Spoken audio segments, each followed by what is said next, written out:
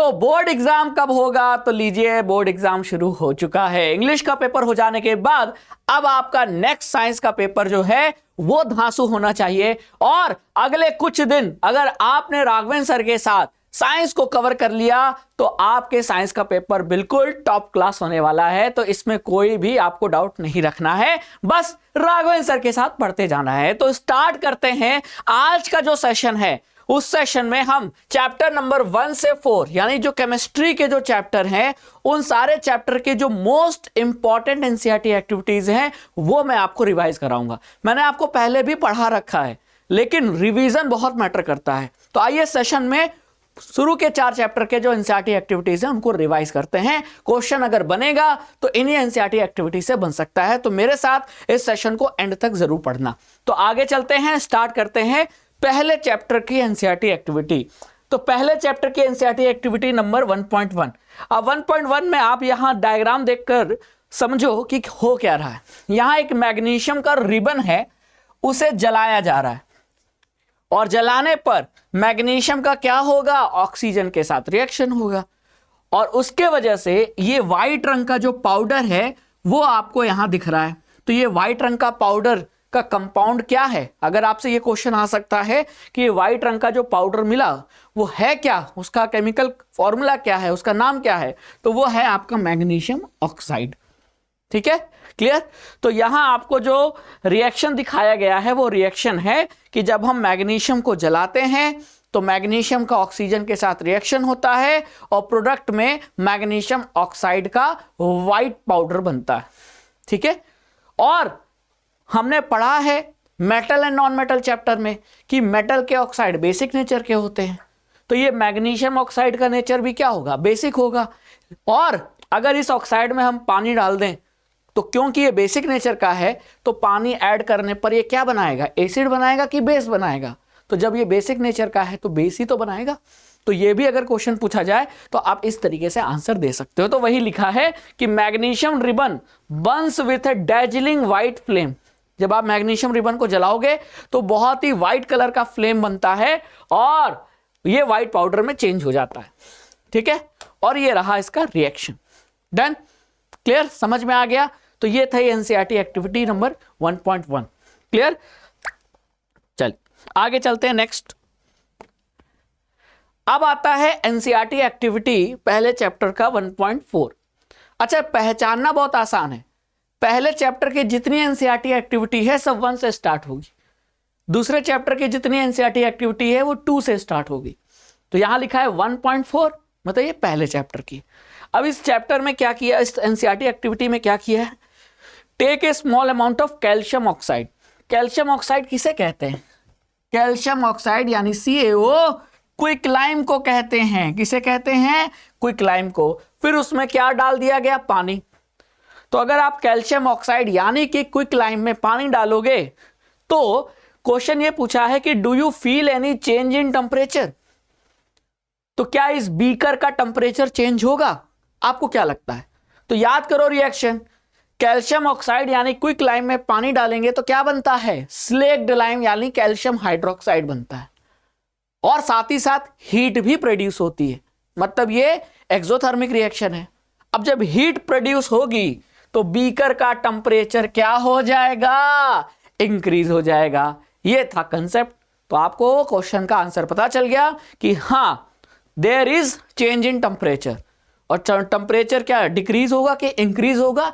Increase होगा। क्यों? Reason क्या है? तो रीजन ये है कि एक्सोथर्मिक रिएक्शन। बात समझ में आ गई? क्लियर? तो हमने पूरा इसको अच्छे से समझ लिया। तो ये एक्सोथर्मिक रिएक्शन भी है और क्योंकि यहां 2 रिएक्टेंट से एक प्रोडक्ट बन रहा है तो ये आपका कॉम्बिनेशन रिएक्शन भी है ना? टेम्परेचर इंक्रीज होगा क्योंकि हीट प्रोड्यूस हो रहा है। तो ये 3 बातें हमको इस रिएक्शन से समझ में आई। अगर क्वेश्चन बनेगा तो यही बन सकता है कि कैल्शियम ऑक्साइड यानी क्विकलाइम में पानी डालेंगे तो क्या होगा। तो ये 3 चीजें आपको नजर आई। कॉम्बिनेशन रिएक्शन हो रहा है, एक्सोथर्मिक रिएक्शन हो रहा है और एक्सोथर्मिक की वजह से जो हीट प्रोड्यूस हो रहा है वो टेम्परेचर बीकर का इंक्रीज कर देगा, जो कि यहां लिखा हुआ है। डन, हो गया एनसीईआरटी एक्टिविटी नंबर 1.4। आगे चलते हैं नेक्स्ट। एक्टिविटी नंबर 1.5 यहां क्या बोला है, take about 2 gram ferrous sulphate, ferrous sulphate के क्रिस्टल को लिया गया है। अब फेरस सल्फेट का जो क्रिस्टल होता है यानी FeSO4 उसे गर्म करने पर क्या क्या होगा, यही क्वेश्चन है। यहां गर्म किया जा रहा है ना, देखो यहां इस टेस्ट ट्यूब में फेरस सल्फेट का जो क्रिस्टल है उसे गर्म किया जा रहा है। अच्छा, फेरस सल्फेट का क्रिस्टल का कलर क्या होता है, पहले ये बात समझो। तो फेरस सल्फेट का जो फॉर्मूला है FeSO4 उसमें 7 molecules of water of crystallisation भी होते हैं। ठीक है, हमने पढ़ा है, याद करो, प्लास्टर ऑफ पेरिस, जिप्सम। तो ये जो पानी के मॉलिक्यूल हैं जो प्रेजेंट होते हैं इसी को तो वाटर ऑफ क्रिस्टलाइजेशन कहते हैं। और इसके वजह से इस क्रिस्टल का जो कलर होता है वो होता है ग्रीन। क्या होता है, ग्रीन होता है। ठीक है, अब आप इसे गर्म करोगे, किसको, फेरस सल्फेट के क्रिस्टल को, तो observe the colour of the crystal after heating. अब अगर आप इस क्रिस्टल को गर्म करोगे, हीट करोगे, जैसा कि यहां दिख रहा है, तो क्या आपको कलर चेंज नजर आएगा? अगर ये क्वेश्चन बोर्ड एग्जाम में पूछ लिया तो आपका आंसर क्या होगा? Yes, there will be colour change. ठीक है, अब कलर चेंज होगा क्यों, उसके पीछे का आंसर क्या है? तो आंसर यह है कि जो फेरस सल्फेट का क्रिस्टल है वो ग्रीन कलर से, जैसा कि आप देख रहे हो, वो ग्रीन कलर से वो कलर चेंज हो जाएगा रेड में। तो रेड में क्यों चेंज हुआ? क्योंकि यहां हुआ डिकम्पोजिशन रिएक्शन। किसका डिकम्पोजिशन हुआ? आपने किसका क्रिस्टल लिया था? आपने फेरस सल्फेट का क्रिस्टल लिया था ना। तो जब आप इसे गर्म करोगे, हीट करोगे, तो इस फेरस सल्फेट के क्रिस्टल का क्या होगा? डिकम्पोजिशन। अब डिकम्पोजिशन में क्या होता है, एक रिएक्टेंट बहुत सारे प्रोडक्ट में टूट जाता है। तो देखिए, फेरस सल्फेट के क्रिस्टल को जब आपने गर्म किया, हीट किया, तो बहुत सारे प्रोडक्ट में डिकम्पोज हो गया। प्रोडक्ट में क्या क्या बना?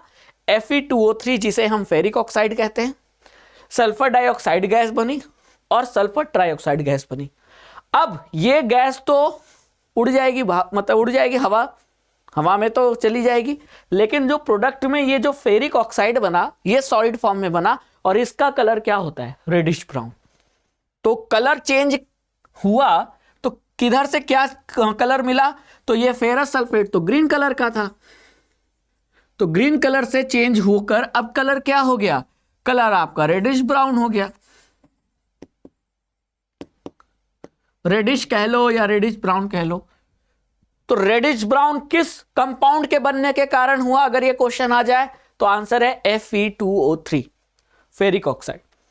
अगर ये क्वेश्चन पूछ ले कि ये कैसा रिएक्शन है, तो ये आपका डिकम्पोजिशन रिएक्शन है, क्योंकि एक रिएक्टेंट बहुत सारे प्रोडक्ट में डिकम्पोज हो रहा है।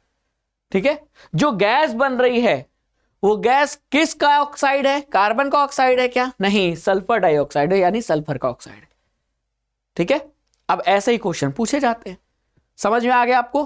तो ये था आपका एक एनसीईआरटी एक्टिविटी नंबर 1.5 जिसमें हमने डिकम्पोजिशन रिएक्शन के बारे में पढ़ा।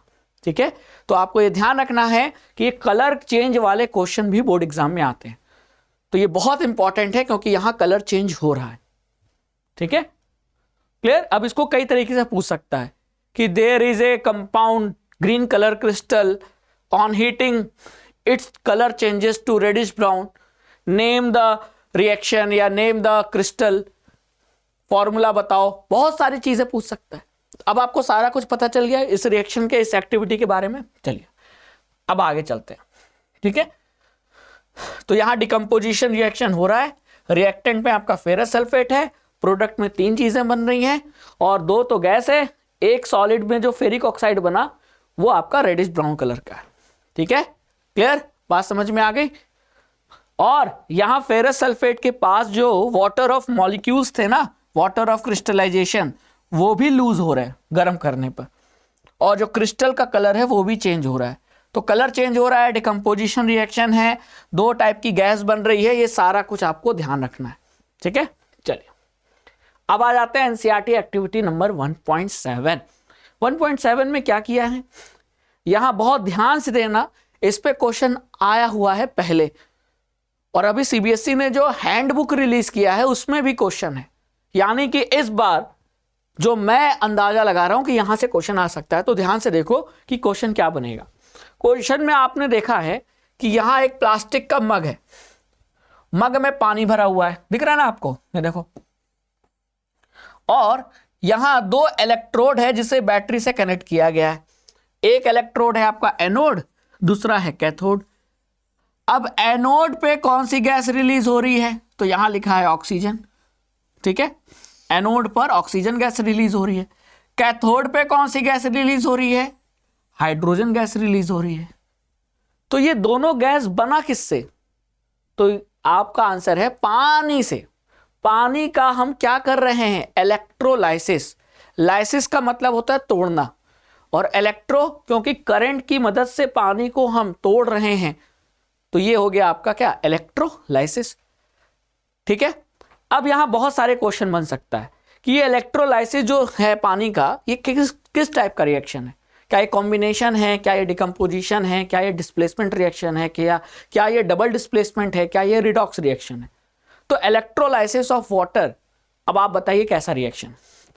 तो यहां साफ साफ दिख रहा है कि हम एनर्जी सप्लाई कर रहे हैं, एनर्जी करंट के फॉर्म में, क्योंकि डिकम्पोजिशन रिएक्शन में हमको हीट देना पड़ता है।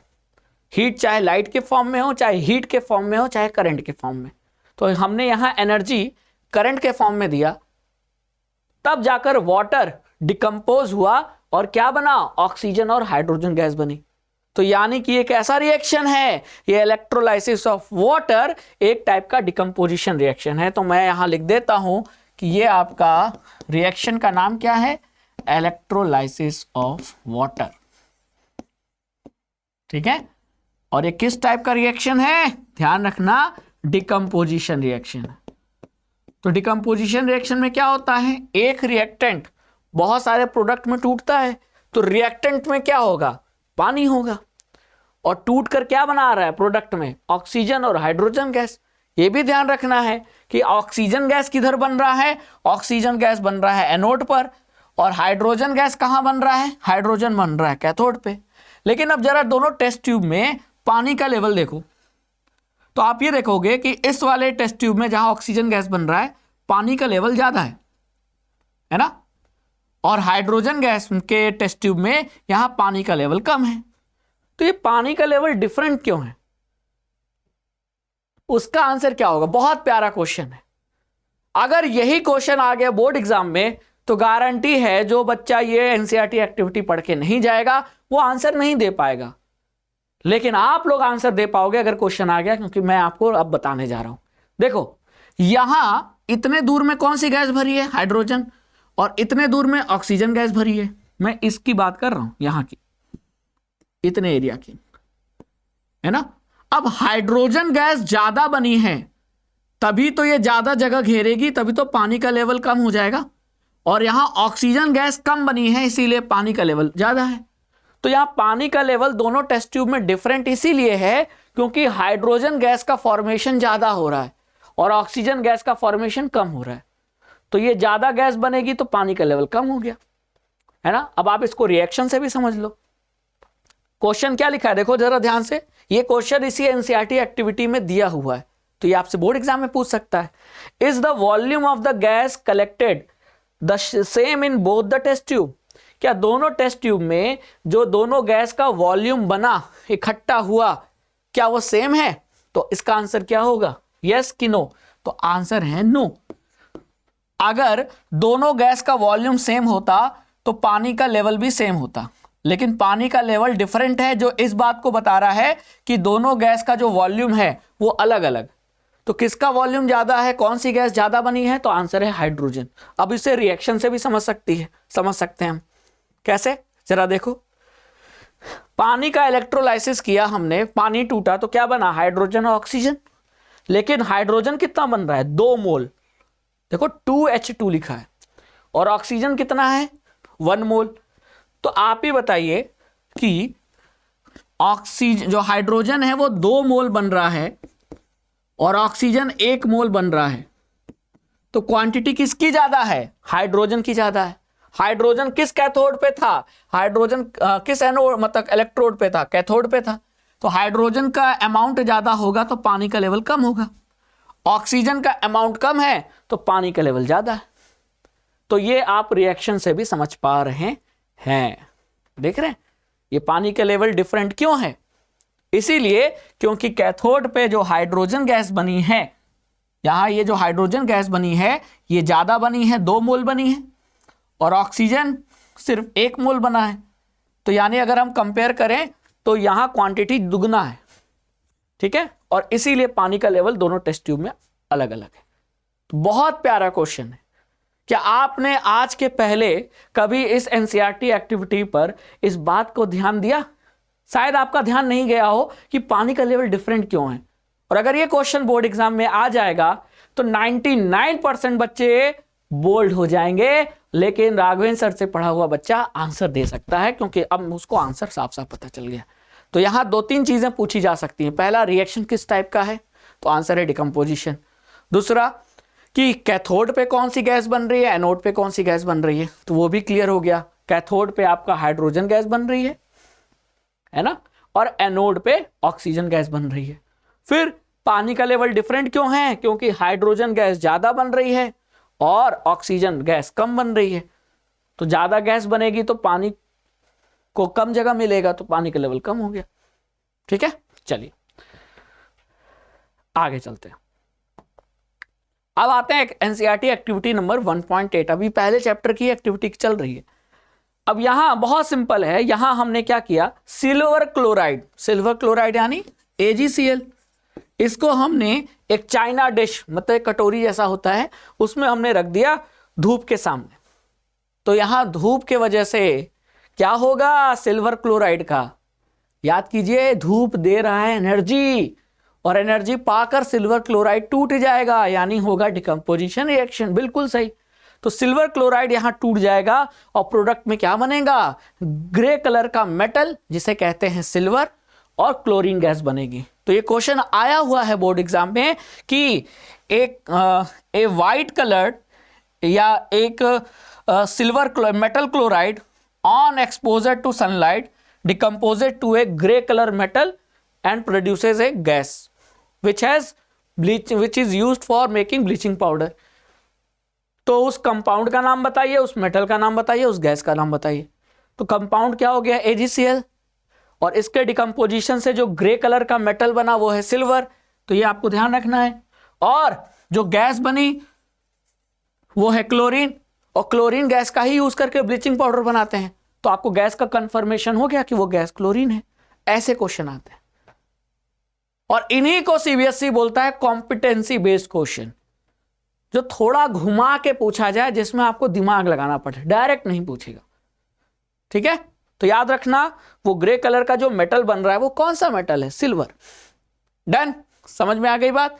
तो यहां कौन सा रिएक्शन हुआ है, यहां डिकम्पोजिशन रिएक्शन हुआ है due to heat, light, heat नहीं, सनलाइट के कारण। ठीक है, चलिए आगे चलते हैं। नेक्स्ट एक्टिविटी नंबर 1.9, बहुत अच्छी एक्टिविटी है, सिंपल है।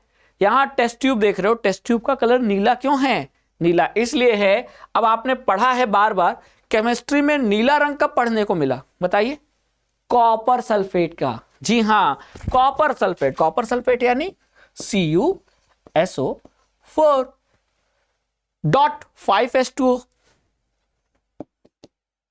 और इसका कलर जो होता है वो नीला होता। अब मैंने कॉपर सल्फेट का जो सॉल्यूशन है वो टेस्ट ट्यूब में डाल दिया, तो ये नीले कलर का है। अब इसमें मैंने सस्पेंड कर दिया, लटका दिया धागे की मदद से, क्या, आयरन नेल। ठीक है, तो iron nail dipped in copper sulphate solution. अब आप ही बताइए कि आयरन नेल को हम कॉपर सल्फेट में डिप करेंगे तो क्या होगा। अरे दिमाग आपका खड़का कि नहीं खड़का, चमक गया, जी हां चमका होगा।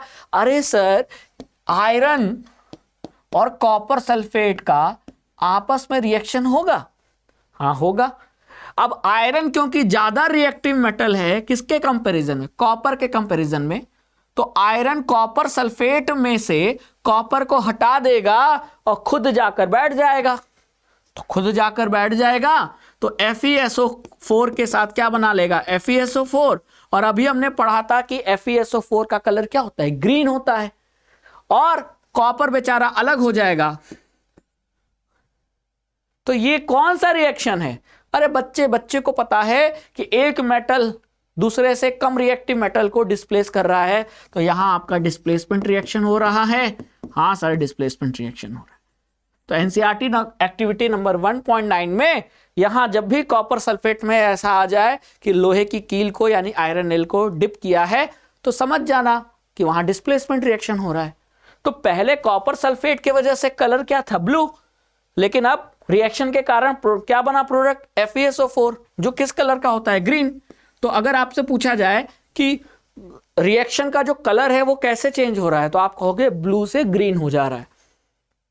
ठीक है, और ये जो कॉपर है ये आपको कहां मिलेगा, इस आयरन नेल के ऊपर डिपॉजिट मिलेगा। ठीक है, धीरे धीरे सारा कॉपर डिपॉजिट होता जाएगा आयरन नेल पर। तो जब आयरन नेल के ऊपर कॉपर डिपॉजिट होगा तो कॉपर का कलर होता है ब्राउन, तो आयरन नेल का भी कलर क्या हो जाएगा, ब्राउन हो जाएगा, है कि नहीं। तो आपसे यह भी पूछा जा सकता है। चलिए देखो, यहां आयरन नेल के ऊपर ये ब्राउन कलर क्यों दिखाई दे रहा है, इसीलिए दिखाई दे रहा है क्योंकि ये कॉपर जाकर आयरन नेल के ऊपर डिपॉजिट हो गया तो कॉपर ब्राउन कलर का होता है। तो वही कॉपर जब आयरन नेल के ऊपर डिपॉजिट हो जाएगा तो आयरन का नेल भी ब्राउन कलर का दिखाई देगा, है कि नहीं। चलिए, तो ये आपका डिस्प्लेसमेंट रिएक्शन है, ध्यान रखिएगा। ये आपको वैसे पता है, कई बार आपने पढ़ा है ना। डन। चलिए नेक्स्ट, एक्टिविटी नंबर 2.3, यानी 2 का नाम आते ही समझ जाओ कि चैप्टर नंबर 2 की एक्टिविटी शुरू हो चुकी है, क्योंकि पहले चैप्टर की सारी एक्टिविटी 1 पॉइंट समथिंग से थी, है ना। अब आइए 2.3 में। 2.3 में ये जो एक्टिविटी है इससे लास्ट ईयर क्वेश्चन आया था। देख रहे हैं आप एक्टिविटी कितनी इंपॉर्टेंट है। तो इस साल भी आ सकता है अगर डायरेक्ट डायग्राम देकर ना पूछे, क्योंकि पिछले बार डायग्राम देकर पूछा था ये क्वेश्चन, लेकिन इस बार हो सकता है कि आपका डायग्राम ना दे दे, उसे डायरेक्ट क्वेश्चन के फॉर्म में दे दे, है ना। तो जरा यहां देखिए हो क्या रहा है। यहां आपको टेस्ट ट्यूब में जिंक के दाने हैं, ग्रेन्यूल्स, ग्रेन्यूल्स मतलब छोटे छोटे टुकड़े, और जिंक का इस जो टुकड़े हैं इसमें क्या डाल दिया हमने, सल्फ्यूरिक एसिड डाल दिया, डाइल्यूट सल्फ्यूरिक एसिड। यानी तो ये पता चल गया हमको कि मेटल का डाइल्यूट एसिड के साथ रिएक्शन हो रहा है, तो क्या बनता है, हाइड्रोजन गैस बनती है। ये बच्चे बच्चे को पता है ना। तो ये क्वेश्चन अब आपका गलत तो होगा नहीं। तो यहां हाइड्रोजन गैस बनी और यहां दिख भी रहा है हाइड्रोजन गैस के बुलबुले, बबल्स बन रहे हैं। तो ये गैस इस टेस्ट ट्यूब में से होते हुए, इस पाइप में से होते हुए कहां जाएगी, इस सोप के सोल्यूशन में। तो जब साबुन के सोल्यूशन में हाइड्रोजन गैस पास होगी तो ये बबल्स बनेंगे, हाँ बबल्स बनेंगे सर। और ये बबल्स में कौन सी गैस भरी है, हाइड्रोजन। अब उस हाइड्रोजन गैस के पास आप जलती हुई कैंडल लाओगे तो हाइड्रोजन गैस इनफ्लेमेबल होती है, बहुत तेजी से आग लगती है। अब इसमें बहुत ज्यादा तो हाइड्रोजन गैस है नहीं बबल्स में, तो आग लगेगी, लेकिन ऐसा थोड़ी है कि धमाका हो जाएगा, है ना। बोर्ड एग्जाम देना है कि नहीं देना है, कि बस धमाका करना है। तो सिंपल सी चीज है कि यहां हाइड्रोजन गैस बर्न होगी और बर्न होने के कारण यहां पॉप साउंड सुनाई देगा। कैसा साउंड, पॉप साउंड। तो जब भी पॉप साउंड आए कौन सी गैस को रिलेट करना है, pop sound hydrogen, pop sound hydrogen. ठीक है, तो ये आपका रिएक्शन है, यही हुआ है यहां। अब पिछले बार क्या किया था, ये डायग्राम दिया था, यहां हाइड्रोजन गैस हटा दिया था और ये दे दिया था कि burning of gas with pop sound, और ये पूछा था कि ये गैस कौन सी है पिछले साल बोर्ड एग्जाम में। तो गैस बहुत आसान हो गया जज करना कि जब भी किसी मेटल का किसी डाइल्यूट एसिड के साथ रिएक्शन होता है तो हाइड्रोजन गैस बनती है। लेकिन कंडीशन अप्लाइड, कंडीशन क्या है कि वो मेटल ऐसा होना चाहिए कि हाइड्रोजन से ज्यादा रिएक्टिव हो। अगर मैं यहां जिंक की जगह मैं यहां अगर आपसे कहूं कि मैं यहां सिल्वर, गोल्ड या कॉपर जैसे मेटल को मैं यहां डाल दूं तो क्या ये हाइड्रोजन गैस प्रोड्यूस होगी, नहीं। क्यों, क्योंकि कॉपर, सिल्वर, गोल्ड इन सब की रिएक्टिविटी हाइड्रोजन से कम है। तो हाइड्रोजन गैस तभी बनेगी जब मेटल जो डाइल्यूट एसिड के साथ रिएक्शन कर रहा है उसकी रिएक्टिविटी हाइड्रोजन से ज्यादा हो। तो इस पे भी क्वेश्चन आ सकते हैं कि कहां रिलीज होगी गैस, कहां रिलीज नहीं होगी, तो ध्यान रखना। ठीक है, कंसेप्ट मैंने आपको बता दिया, कंसेप्ट पता होना चाहिए। क्लियर। चलिए तो ये आपका रिएक्शन था, और हाइड्रोजन गैस के साथ साथ एक सॉल्ट भी बनता है। तो सॉल्ट कौन सा बनेगा, चेक करना बहुत आसान है। जिंक हाइड्रोजन को हटा देगा, सल्फ्यूरिक एसिड में से हाइड्रोजन को हटा देगा, तो बचा क्या, SO4। अब जिंक SO4 के साथ बना लेगा जिंक सल्फेट, यानी ये सॉल्ट हो गया, और बच गया हाइड्रोजन गैस। तो ये आपका मेन रिएक्शन है जो कि यहां हो रहा है। ठीक है, clear. Why are bubbles formed in the soap solution, ये एक्टिविटी में क्वेश्चन था कि बबल्स क्यों बन रहे हैं सोप सोल्यूशन में, क्योंकि गैस रिलीज हो रही है। कौन सी गैस, हाइड्रोजन गैस। ठीक है, फिर क्वेश्चन क्या पूछा है, take a burning candle near a gas filled bubble, what do you observe, क्या ऑब्जर्व किया आपने, ऑब्जर्व ये किया कि हाइड्रोजन गैस के कारण पॉप साउंड रिलीज हो रहा है उसके बर्निंग से। ठीक है, तो ये आपका ऑब्जर्वेशन है। चलिए आते हैं नेक्स्ट एनसीईआरटी एक्टिविटी पर, एक्टिविटी नंबर 2.5, बहुत इंपॉर्टेंट है। जरा ध्यान से देखिए इसमें क्या किया है।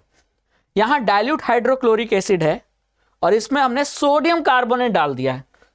कमाल की बात है, क्या क्या दिख रहा है आपको, डाइल्यूट हाइड्रोक्लोरिक एसिड यानी HCl, यहां सोडियम कार्बोनेट, और यहां आपको गैस दिख रही है कार्बन डाइऑक्साइड गैस।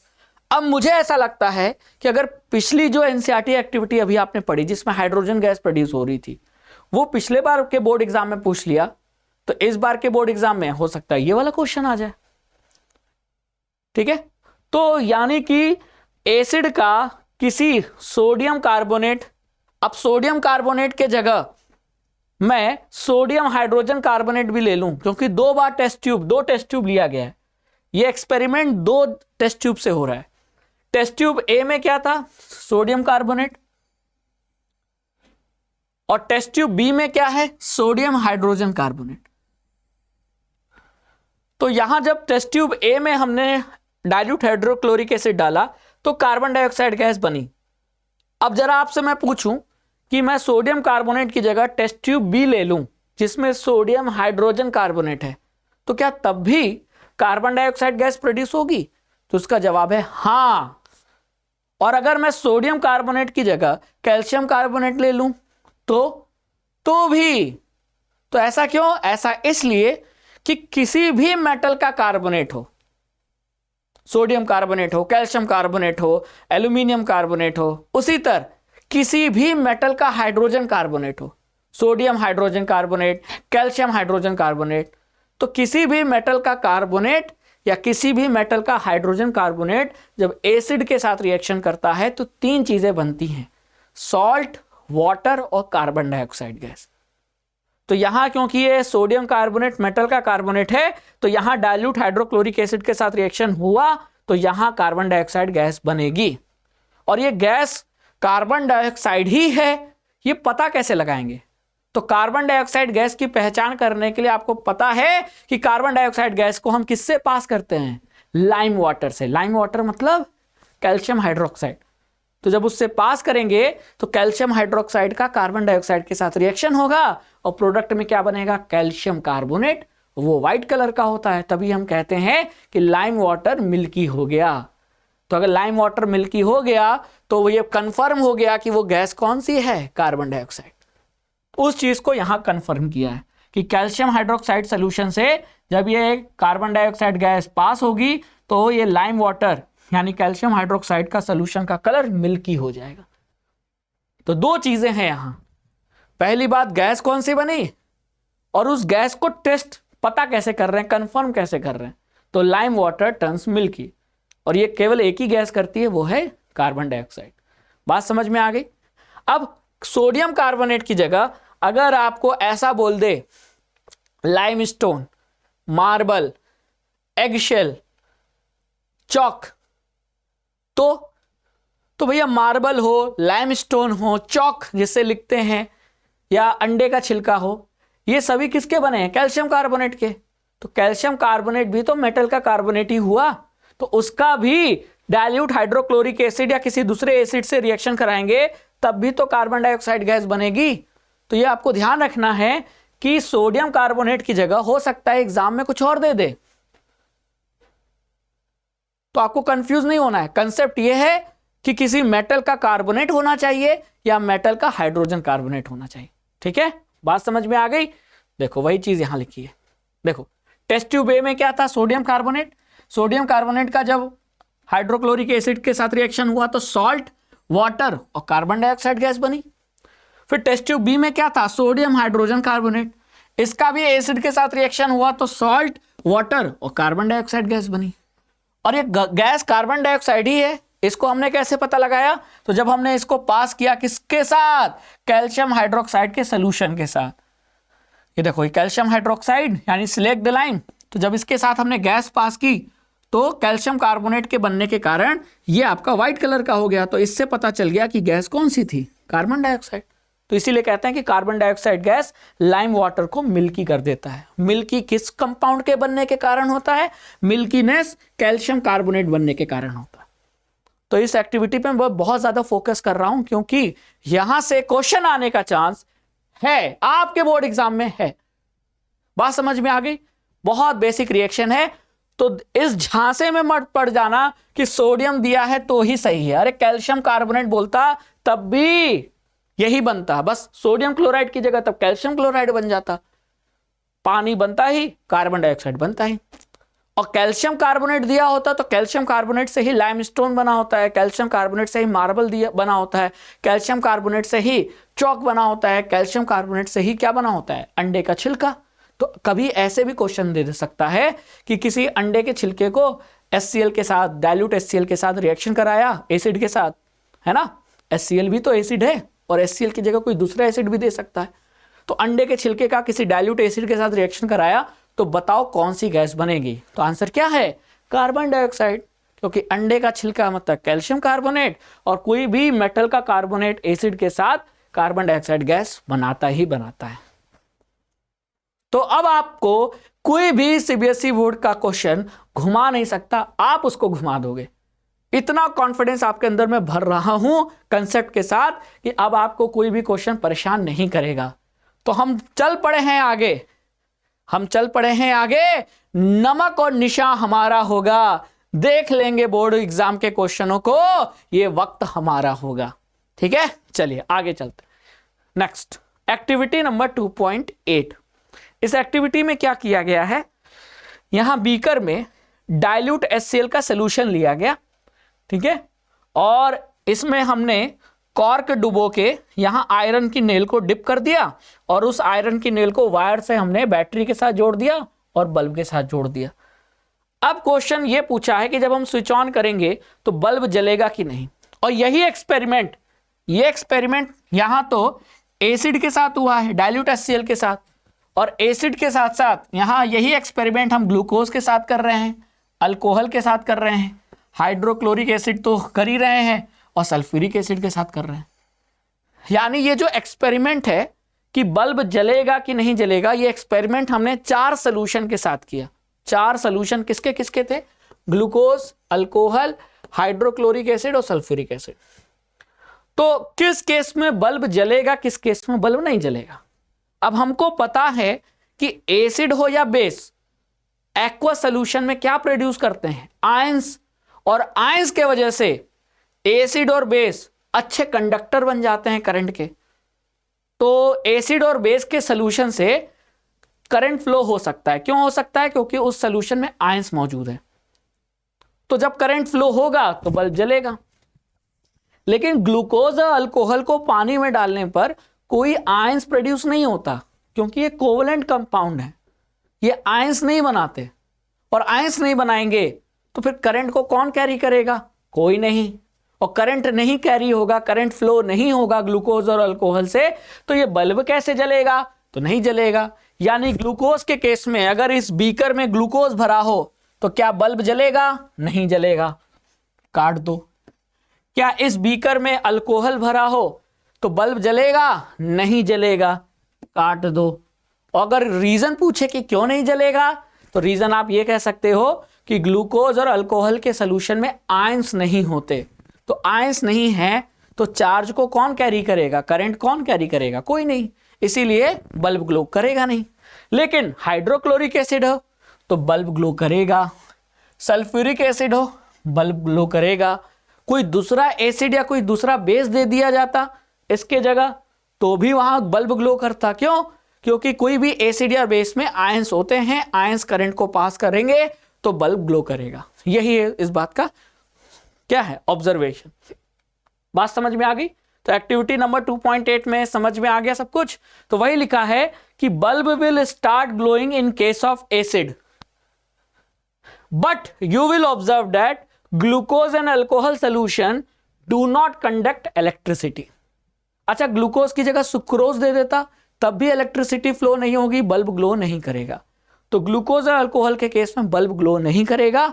हाँ, एसिड या कोई दूसरा बेस देगा तो तब बल्ब ग्लो करेगा, क्योंकि तब आपका सॉल्यूशन से करंट फ्लो हो सकता है। करंट क्यों फ्लो होगा? क्योंकि आयंस होंगे और आयंस करंट फ्लो कराएंगे। ठीक है, the electric current is carried through the acidic solution bye ions. और बेसिक सोल्यूशन होता तब भी बल्ब ग्लो करेगा, क्योंकि तब भी तो इलेक्ट्रिसिटी को कौन कैरी करेगा? आयंस कैरी करेगा। तो एसिड और बेस के केस में बल्ब ग्लो करेगा। रीजन आपको यहां पता चल गया। ठीक है, कितना इजी एक्टिविटी है। चलिए आगे चलते हैं। नेक्स्ट एक्टिविटी नंबर 2.9 बहुत इंपॉर्टेंट एक्टिविटी है। यहां सोडियम क्लोराइड है NaCl, ठीक है, और इसमें हम ऊपर से सोडियम क्लोराइड में क्या डिप कर रहे हैं, क्या डाल रहे हैं? ड्रॉप की मदद से कंसंट्रेटेड सल्फ्यूरिक एसिड डाल रहे हैं। तो NaCl हमने टेस्ट ट्यूब लिया, टेस्ट ट्यूब में हमने सोडियम क्लोराइड नमक डाल दिया, ठीक है, और फिर ऊपर ड्रॉपर की मदद से हम कंसंट्रेटेड सल्फ्यूरिक एसिड डाल रहे हैं। क्लियर? फिर what do you observe? Is there a gas coming out of the delivery tube? अगर आप कंसंट्रेटेड H2SO4 NaCl में डालोगे तो क्या कोई गैस बनेगा? हाँ, तो वो गैस कौन सा है? तो अब आपको ये देखना होगा कि NaCl का H2SO4 के साथ रिएक्शन होगा तो वो गैस कौन सी बनेगी, बताइए। तो वो गैस जो है वो क्या है? वो आपका H2S यानी सल्फ्यूरिक एसिड जो उसे कहते हैं वो गैस है, हाइड्रोक्लोरिक एसिड HCl गैस है ना। HCl गैस प्रोड्यूस होगी। लेकिन इस केस में जो HCl है वो गैस के फॉर्म में प्रोड्यूस होगी। तो ध्यान रखना है कि NaCl में जब आप sulphuric acid, concentrated sulphuric acid डालोगे तो गैस रिलीज होगी। कौन सी गैस? HCl gas. अब HCl जब गैस के फॉर्म में है तो क्या उसके पास आयंस है? नहीं। तो अगर आप इसके पास ड्राई लिटमस पेपर लेकर आओगे तो ड्राई लिटमस पेपर का कलर चेंज होगा?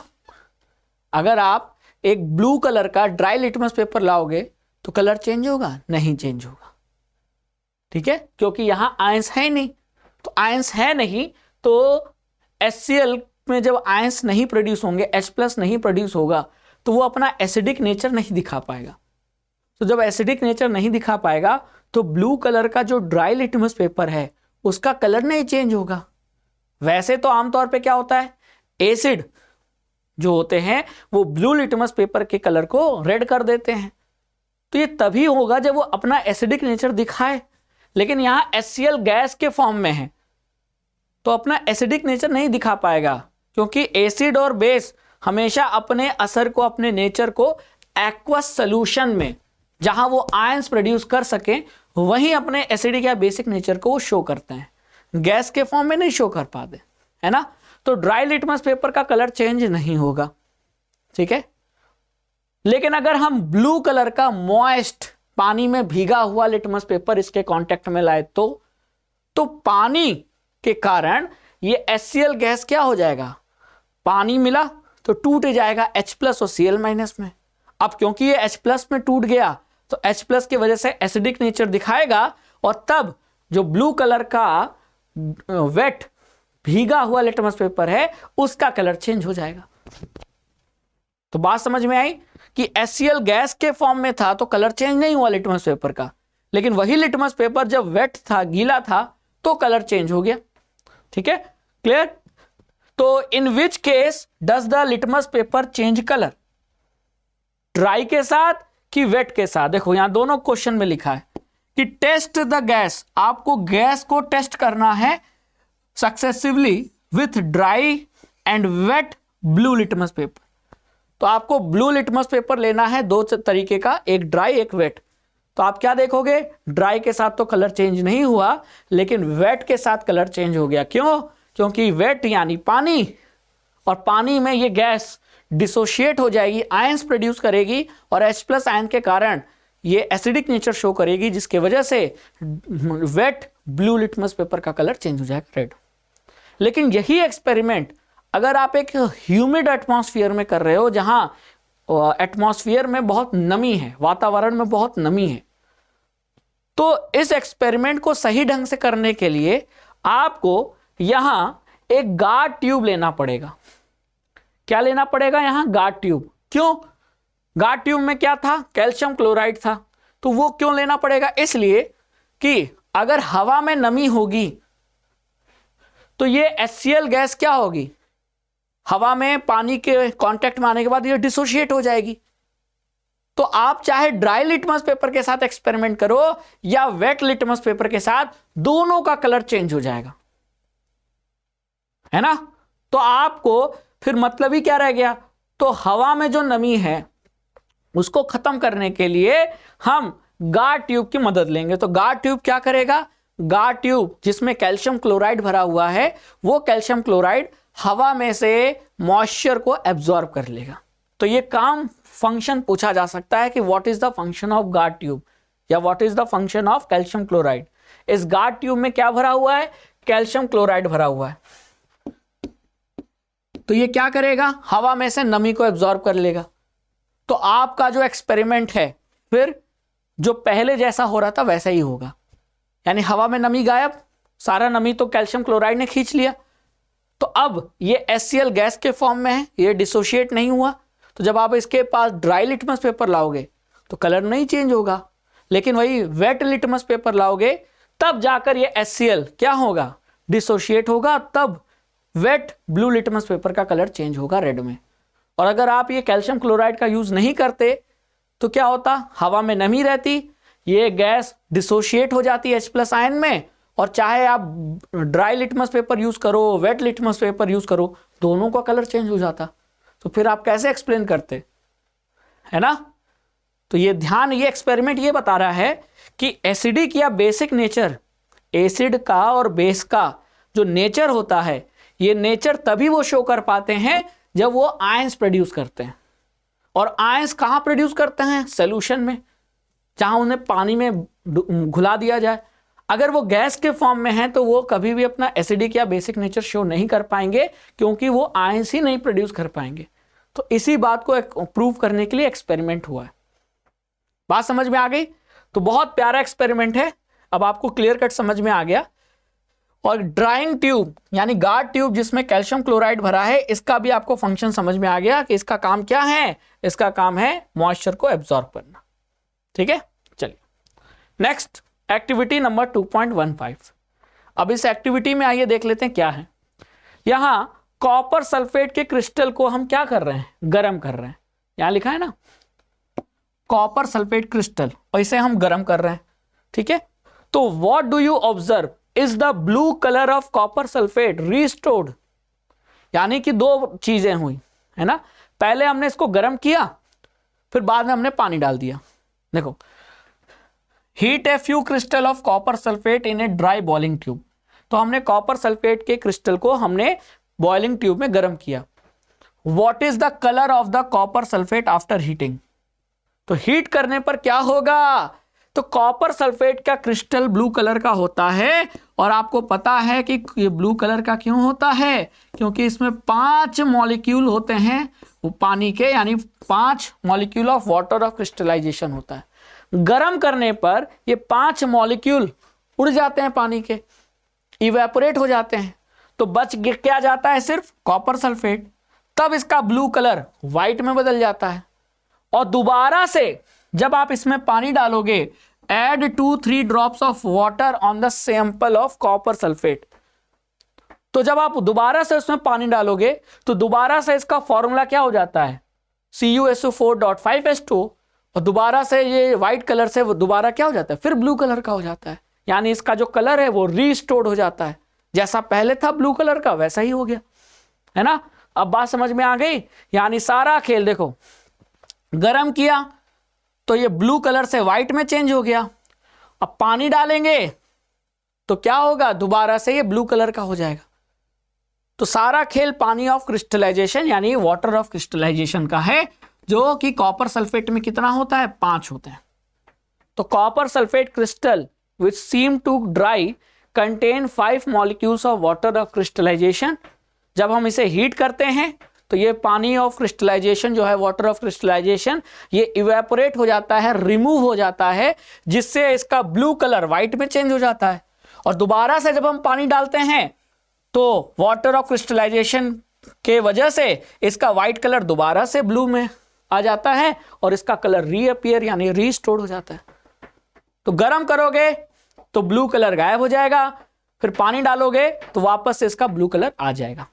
ठीक है, चलिए अब आ जाते हैं एक्टिविटी नंबर 3.5 यानी तीसरे चैप्टर का शुरू हो गया है एनसीईआरटी एक्टिविटी। अब यहां एक्टिविटी नंबर 3.5 में क्या है कि ये स्टैंड है, स्टैंड में एक क्लैंप लगा हुआ है और क्लैंप में हमने एक मेटल वायर को क्या कर दिया, फिक्स कर दिया। और मेटल वायर को फिक्स करने के बाद हमने यहां एक पिन की मदद से यहां वैक्स को लगा दिया है और दूर, थोड़ा सा दूर मेटल वायर को इस पॉइंट पे गर्म कर रहे हैं। तो आप क्या देखोगे, what do you observe after some time, तो आप ये देखोगे कि वायर धीरे धीरे गर्म हो जाएगा और इस पॉइंट से जो हीट है वो ट्रेवल होकर इस पॉइंट तक पहुंचेगी और जो हमने यहां वैक्स लगाया था वो हीट के कारण वो वैक्स क्या हो जाएगा, मेल्ट होकर गिर जाएगा। यानी कि मेटल में हीट का क्या हुआ, कंडक्शन अच्छे तरीके से। तो ये एक्सपेरिमेंट क्या प्रूव कर रहा है कि metals are good conductor of heat है, गुड कंडक्टर ऑफ हीट। और जब आपने इसे गर्म किया तो क्या मेटल का वायर पिघला था, नहीं पिघला था, वो वैक्स पिघला था, मेटल का वायर तो वैसा का वैसा ही था।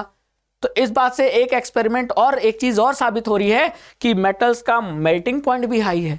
तो इस एक्सपेरिमेंट से 2 चीजें पता चली, पहली कि metals are good conductor of heat और दूसरी चीज कि metals have high melting point. अगर मेल्टिंग पॉइंट लो होता तो यहां मेटल के वायर को गर्म कर रहे होते तो वायर ही पिघल जाता है कि नहीं। तो कितना प्यारा है, छोटा सा चीज है, समझ में आ गया। तो 2 चीजें प्रूव हो रही है। आगे चलते हैं नेक्स्ट एक्टिविटी नंबर 3.6। बहुत बढ़िया, यहां बैटरी से हमने वायर की मदद से ये सर्किट बनाया और यहां हमने क्लिप, कपड़ा सुखाने के लिए क्लिप होता है, वो क्लिप लगा दिया यहां। ठीक है, क्लियर। अब इस ए और बी के बीच में अभी आपको गैप दिख रहा है। अब आप क्या करो, एल्यूमिनियम का वायर, कॉपर का वायर उठाकर यहां लगाओ और टेस्ट करो कि क्या बल्ब जल रहा है। तो आप देखोगे कि मेटल के वायर, चाहे वो एल्यूमिनियम का हो, चाहे वो आपका किसी भी मेटल का हो, कॉपर का हो, एल्यूमिनियम हो, आयरन हो, है ना। तो जब आप यहां मेटल का वायर ए और बी के बीच में लगाते हो ना, लिखा है ना insert sample to be tested, तो आपका ये बल्ब ग्लो करता है। यानी मेटल के वायर ने इलेक्ट्रिसिटी को कंडक्ट किया, अच्छे से कंडक्ट किया, यानी metals are good conductor of electricity. तो इस एक्सपेरिमेंट से ये प्रूव हो रहा है कि metals are good conductor of electricity. ठीक है, चलिए अब आ जाते हैं एक्टिविटी नंबर 3.10 में। ठीक है, अब यहां एक्टिविटी नंबर 3.10 में क्या है, यहां collect the sample of same metals as in activity number 3.9। मतलब कि आपको बहुत सारे मेटल्स का सैंपल इकट्ठा करना है। ठीक है, और फिर आपको इन्हें पानी के साथ रिएक्शन कराना है। तो पानी के साथ रिएक्शन कराने पर आपने ये देखा कि कुछ ठंडे पानी के साथ रिएक्शन कर रहे हैं, कुछ गर्म पानी के साथ, कुछ स्टीम के साथ, भाप के साथ रिएक्शन कर रहे हैं। यानी कि इस बात से यह भी प्रूव हुआ कि सारे मेटल्स की रिएक्टिविटी एक जैसी नहीं होती। जो ज्यादा रिएक्टिव हैं वो ठंडे पानी के साथ रिएक्शन कर जा रहे हैं, जो थोड़ा सा कम रिएक्टिव है उनको गर्म पानी चाहिए, और जो और कम रिएक्टिव मेटल्स हैं उन्हें तो स्टीम चाहिए। ठीक है, यही इस एक्टिविटी में किया गया है। तो अभी से एक्टिविटी का ये डायग्राम है, डायग्राम को ध्यान से देखो। यहां क्या है, मेटल का सैंपल। अब आपको ये मेटल नहीं पता कि ये मेटल कौन सा है, और यहां बर्नर से हम glass wool soaked in water, glass wool जिसे पानी में डुबा के निकाल लिया हमने, उसे हमने यहां रख दिया, यानी कि यहां पानी है, ऐसा समझ लो। तो पानी को गर्म करेंगे तो पानी किस में बदल जाएगा, स्टीम में। और उस स्टीम का रिएक्शन किसके साथ हुआ, मेटल के सैंपल के साथ, और उसके कारण जो गैस बनी वो गैस इस पाइप से होते हुए यहां पास हुई, तो ये बबल्स बन रहे हैं। और वो गैस कौन सी है, हाइड्रोजन गैस। तो फिर ये मेटल क्या हो सकता है, कौन सा मेटल हो सकता है। तो अब हमको पता है कि sodium potassium high reactive metal वो तो ठंडे पानी के साथ ही रिएक्शन कर जाते हैं, है ना। लेकिन स्टीम के साथ रिएक्शन कौन करता है, तो यहां ध्यान रखना है ये कुछ मेटल्स हैं जो स्टीम के साथ रिएक्शन करते हैं, जैसे कि एल्यूमिनियम, आयरन, जिंक। ये स्टीम के साथ neither react with cold water neither react with hot water, इन्हें स्टीम चाहिए। और स्टीम के साथ रिएक्शन करके ये क्या बनाते हैं, मेटल का ऑक्साइड बनाते हैं और हाइड्रोजन गैस बनाते हैं। देखिए, इसीलिए ध्यान से अगर आप देखो तो यहां पानी जो है उसके पास लिक्विड नहीं लिखा है, यहां जी लिखा है। जी का मतलब गैस, गैस मतलब स्टीम के फॉर्म में है पानी। और प्रोडक्ट में जो ऑक्साइड बन रहा है वो भी आपको ध्यान रखना है, इस पे भी क्वेश्चन आ सकता है कि एल्यूमिनियम का जब स्टीम के साथ रिएक्शन होता है तो प्रोडक्ट में कौन सा ऑक्साइड बनता है, ठीक है, और कौन सी गैस बनती है। तो याद रखना Al2O3 और हाइड्रोजन गैस। और अगर आयरन हुआ तो Fe3O4 बनेगा और हाइड्रोजन गैस बनेगा, Fe2O3 नहीं बनेगा, क्योंकि इस पे भी 4 ऑप्शन दे सकता है ना। Fe2O3 plus hydrogen gas, Fe2O3 plus carbon dioxide gas, Fe3O4 plus hydrogen gas, Fe3O4 plus carbon dioxide gas. 4 option हो गए। अब बताओ सही प्रोडक्ट क्या है, तो सही प्रोडक्ट है Fe3O4 प्लस हाइड्रोजन गैस, ठीक है। तो याद रखना। अच्छा, अगर जिंक होता तो जिंक का स्टीम के साथ रिएक्शन होता तो zinc oxide plus hydrogen gas बनता। समझ में आया। तो ये 3 मेटल्स हैं जो स्टीम के साथ रिएक्शन करते हैं। चलिए अब आ जाते हैं एक्टिविटी नंबर 3.12। यहां वही हुआ है जो पहले चैप्टर में एनसीईआरटी एक्टिविटी में आपने पढ़ा था कि कॉपर सल्फेट के ब्लू सॉल्यूशन में हमने आयरन नेल को डिप किया, तो क्या हुआ, आयरन ने कॉपर को डिस्प्लेस कर दिया और प्रोडक्ट में क्या बनाया, आयरन सल्फेट। तो आयरन सल्फेट का कलर तो ब्लू होता नहीं है, वो किस कलर का होता है, वो तो ग्रीन कलर का होता है। तो यहां आप डिस्प्लेसमेंट रिएक्शन की वजह से ब्लू कलर का जो कॉपर सल्फेट का सॉल्यूशन है वो कलर चेंज हो जाता है ग्रीन कलर के आयरन सल्फेट में, और यहां डिस्प्लेसमेंट रिएक्शन हो रहा है जिसमें आयरन ने किसको डिस्प्लेस किया है, कॉपर को। ये यही एक्टिविटी है, आप इसको ध्यान से देख लेना, एक्टिविटी नंबर 3.12, ठीक है। चलिए आगे चलते हैं। देखिए, तो डिस्प्लेसमेंट रिएक्शन आएगा तो हमेशा ये रिएक्शन मेटल से रिलेट होता है। High reactive metal low reactive metal को डिस्प्लेस कर सकता है। चलिए बहुत बढ़िया। एक्टिविटी नंबर 3.13, एक्टिविटी 3.13 में आपको यहां बहुत सारे सॉल्ट हैं उनका टेस्टिंग हुई है। देखो, sodium chloride, potassium iodide, barium chloride और any other salt from the science laboratory. यानी कि आपके बहुत सारे सॉल्ट लिए गए और इनके साथ बहुत सारे एक्सपेरिमेंट हुआ। एक्सपेरिमेंट, इन्हें गर्म किया गया, इन्हें पानी में डालकर यहां इलेक्ट्रोड से जोड़कर यहां देखा गया कि बल्ब ग्लो कर रहा है कि नहीं। तो जब आप ये एक्सपेरिमेंट करोगे तो इससे ये साबित होगा, ये एक्टिविटी नंबर 3.13 क्या बता रहा है कि जितने भी सॉल्ट हैं, sodium chloride, potassium iodide, barium chloride, calcium oxide, ये सॉल्ट सभी आयनिक कंपाउंड हैं और आयनिक कंपाउंड की कुछ प्रॉपर्टीज होती हैं जो आपको ध्यान रखना है। तो यहां गर्म करने पर क्या ये आयनिक कंपाउंड, ये जितने आपने सैंपल लिए थे, क्या ये पिघलेगा, मेल्ट करेगा? नहीं। यानी कि आयनिक कंपाउंड का मेल्टिंग और बॉइलिंग पॉइंट क्या होता है, हाई होता है। और इन्हीं आयनिक कंपाउंड को, सॉल्ट को अगर आप पानी में डाल दो और फिर यहां इलेक्ट्रोड से कनेक्ट करके आप देखो कि बल्ब जलेगा क्या? हाँ, जलेगा, क्योंकि आयनिक कंपाउंड पानी में आयंस प्रोड्यूस करेंगे और वो आयंस क्या करेंगे, इलेक्ट्रिसिटी को पास करेंगे, कैरी करेंगे, तो ये बल्ब ग्लो करेगा। तो यहां से हमको साबित होता है आयनिक कंपाउंड की प्रॉपर्टीज। तो ये जो एक्टिविटी है वो आयनिक कंपाउंड की प्रॉपर्टीज को एक्सप्लेन कर रहा है कि हाँ, मेल्टिंग और बॉइलिंग पॉइंट क्या होता है, हाई होता है। क्लियर? वो हार्ड होते हैं, ब्रिटल नेचर के होते हैं। क्लियर? और फिर क्या बताइए, सॉलिड है, ब्रिटल नेचर के होते हैं। क्लियर? जलाने पर उनका एक कैरेक्टरिस्टिक कलर होता है, हर आयनिक कंपाउंड को जलाने पर अलग कलर का फ्लेम बनता है। ठीक है? वो पानी में तो सॉल्युबल होते हैं, लेकिन किसी भी केरोसिन या अल्कोहल जैसे सॉल्वेंट में सॉल्युबल नहीं होते। ठीक है? क्लियर? देयर एक्वा सोल्यूशन, और आयनिक कंपाउंड का जो एक्वा सोल्यूशन होता है वो इलेक्ट्रिसिटी कंडक्ट करता है। ये सारा कुछ ऑब्जर्वेशन कंक्लूजन से पता चला। मतलब जो भी आपने ऑब्जर्व किया उससे कंक्लूजन यही निकला कि आयनिक कंपाउंड हार्ड और ब्रिटल नेचर के होते हैं, उनका मेल्टिंग पॉइंट हाई होता है और वो पानी में अच्छे से घुल सकते हैं, सॉल्युबल होते हैं, और पानी में जो उनका सोल्यूशन होता है वो इलेक्ट्रिसिटी कंडक्ट करता है। ठीक है? चलिए अब आ जाते हैं एक्टिविटी नंबर 4.3, यानी यहां से चैप्टर नंबर 4 की एक्टिविटी शुरू हो गई। ठीक है? अब इसमें क्या कहा है कि take some carbon compound naphthalene, camphor, alcohol 1 by 1 on spatula यानी चम्मच and burn them. Observe the nature of flame and note whether smoke is produced.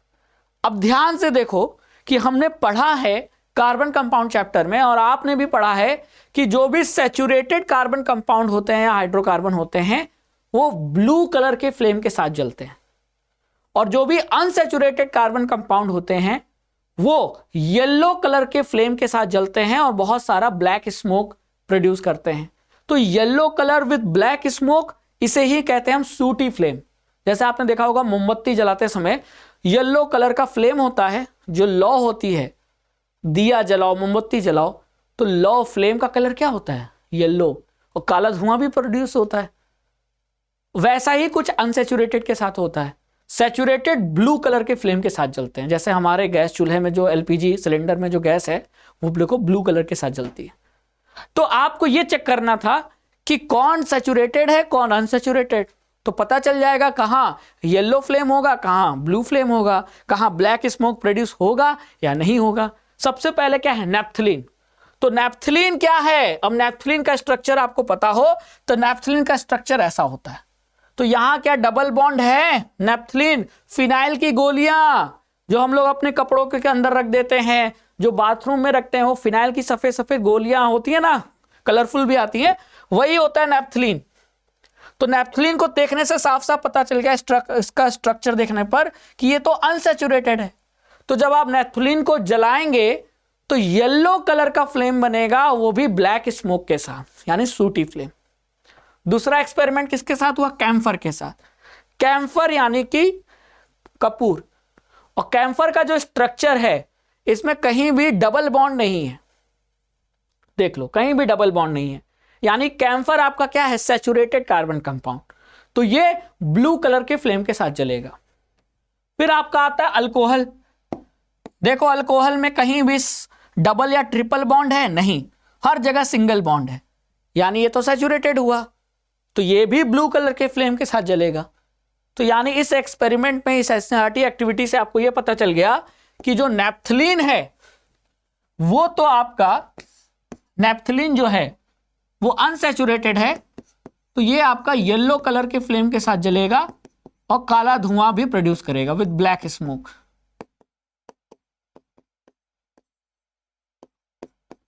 Naphthalene. लेकिन ये जो कैम्फर और अल्कोहल है, कैम्फर यानी कपूर, ठीक है, और अल्कोहल जो है, ये दोनों आपका क्या है? ये ब्लू कलर का फ्लेम देगा विथ नो स्मोक। तो अगर एग्जाम में ये क्वेश्चन आ जाए, कुछ और कंपाउंड दे दे, तो आपको बस ये चेक करना है कि क्या वो सैचुरेटेड है, क्या वो अनसैचुरेटेड है। सैचुरेटेड है यानी कार्बन कार्बन के बीच में सिंगल बॉन्ड है, तो वो ब्लू कलर के फ्लेम के साथ जलेगा, और अगर डबल या ट्रिपल बॉन्ड है उसके स्ट्रक्चर में तो फिर वो येलो फ्लेम के साथ जलेगा, और तब आपका काला धुआं यानी ब्लैक स्मोक भी बनेगा। समझ में आया? बस इसको आइडेंटिफाई करना था। अब जैसे बेंजीन है, बेंजीन में डबल बॉन्ड है, मतलब वो अनसैचुरेटेड है, तो उसे जलाओगे तो येलो फ्लेम। लेकिन साइक्लोहेक्सेन सिंगल बॉन्ड हर जगह, सैचुरेटेड है, तो वो येलो ब्लू कलर के फ्लेम के साथ बनेगा। समझ में आया? बस इतना ही है, बस आपको समझ में आ गया। ठीक है, देखो ऐसा ठीक है, क्लियर। ये होता है ब्लू कलर का क्लीन फ्लेम और ये होता है येलो कलर का फ्लेम विथ ब्लैक स्मोक, जिसे हम सूटी फ्लेम कहते हैं। ठीक है, चलो अब एक्टिविटी नंबर 4.6, इसमें क्या किया गया है, drop a small piece of sodium about the size of a couple of grain of rice into ethanol.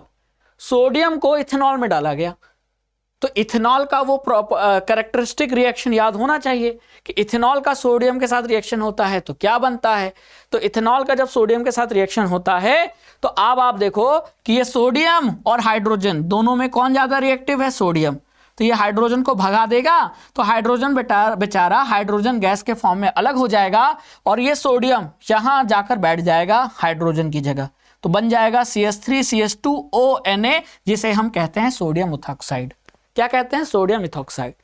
तो इथेनॉल का सोडियम के साथ रिएक्शन होगा तो क्या बनेगा, सोडियम इथॉक्साइड बनेगा। और कौन सी गैस बनेगी, हाइड्रोजन गैस बनेगी। ये आया हुआ है सोडियम इथेनॉल तो गैस कौन सी, हाइड्रोजन। सोडियम इथेनॉल तो गैस कौन सी है, हाइड्रोजन।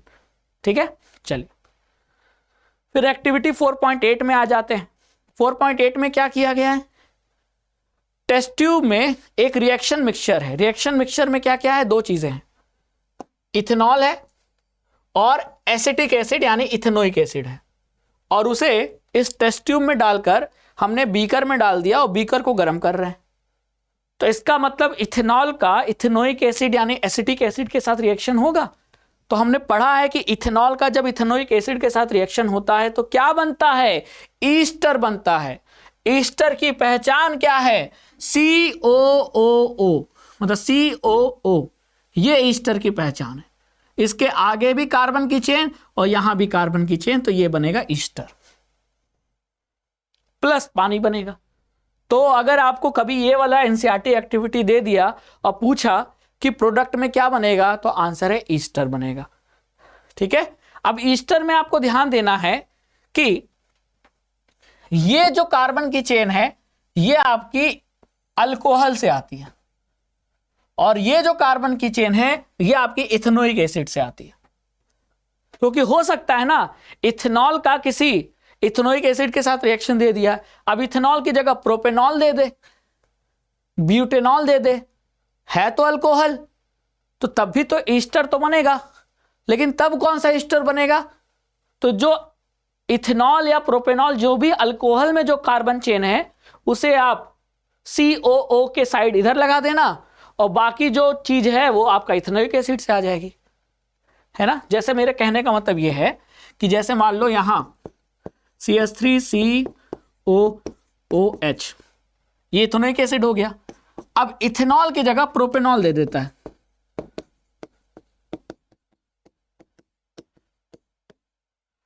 तो ये प्रोपेनॉल हो गया। यहां तो इथेनॉल था, यहां प्रोपेनॉल है, तो क्या तब भी ईस्टर बनेगा, हाँ तब भी ईस्टर बनेगा।